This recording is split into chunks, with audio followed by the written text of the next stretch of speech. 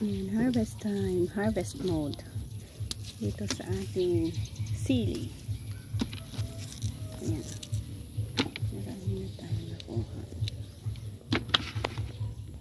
Meron din tayong kamatis, pwede natin makuha.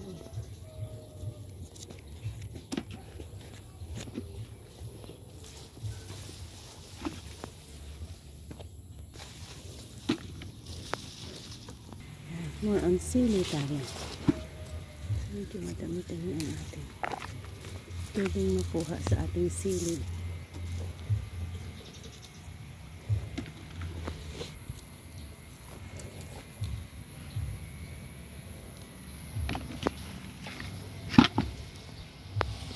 Kamatis. Ay, pwede na ito. Pagintayin pa kasi natin. Magulang masyado. Baka malaglag before natin balikan. Ang ganda oh. Daming bunga.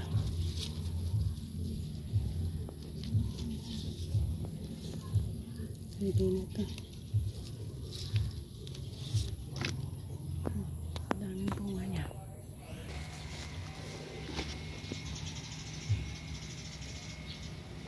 May area na mataba. Sobrang taba ng kanyang puno. Gaya yan.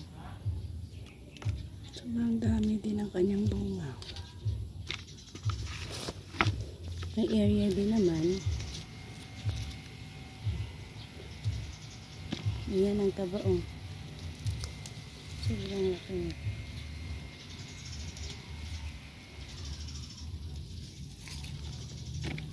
Kahit dito pala sa baba, meron tayong pwedeng makuha.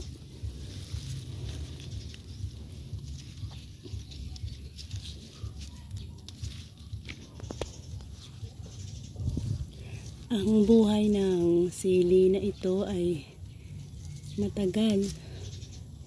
Non-stop kang mag-harvest. At ang area natin dito ay napali naman.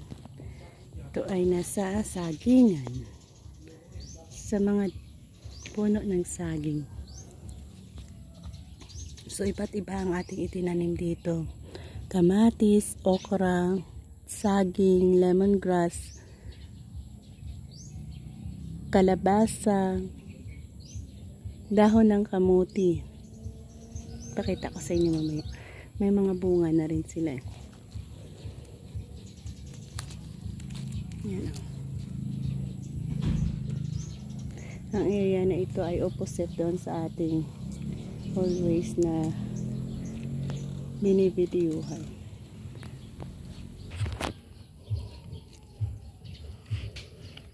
Ayan. Mag-end na ako dito. Thank you for joining me sa aking pag-harvest sa ating mga iba't ibang klaseng gulay dito.